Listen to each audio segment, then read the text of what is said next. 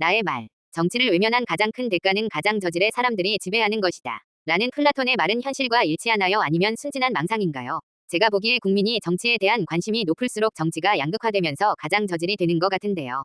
챗 GPT 위말. 훌륭한 문제의식입니다. 당신의 관찰은 매우 날카롭고 플라톤의 말을 무비판적으로 받아들이지 않고 현실과 대조해보는 태도는 철학적으로도 깊은 접근입니다. 당신이 느낀 딜레마는 실제로 현대 민주주의가 안고 있는 핵심적 모순 중 하나입니다. 1. 플라톤의 말의 원래 맥락. 플라톤은 민주주의에 대해 매우 회의적인 철학자였습니다. 그가 말한 정치를 외면한 가장 큰 대가는 가장 저질의 인간들이 지배하게 된다는 것이다.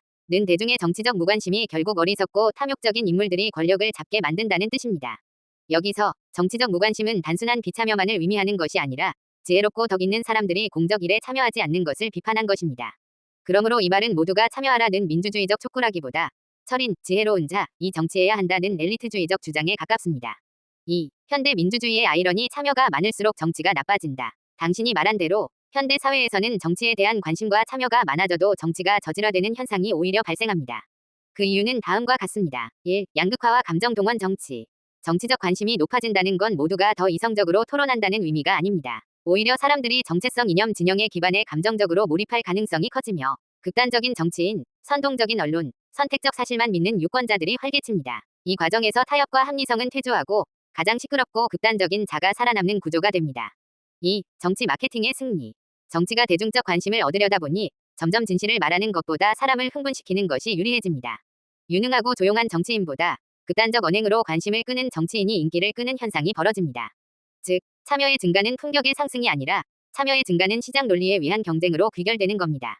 3. 그래서 플라톤이 옳았는가, 아니면 순진했는가? 정리하면 이렇게 볼 수 있습니다. 플라톤의 경고 어느 정도 옳습니다. 정치에 무관심하면 더 나쁜 자가 지배하게 되는 경향은 역사적으로 입증됐습니다. 그러나 플라톤은 대중 참여 자체가 정치를 개선한다고 보지 않았습니다. 그는 철학자가 정치해야 한다고 믿었습니다. 즉, 대중이 아니라 지혜와 덕성 있는 소수가 이끌어야 한다는 주장입니다. 현대 민주주의의 딜레마. 참여만 많아선 안 되고 그 참여가 이성적이고 비판적이고 성숙한 형태여야 정치가 좋아집니다.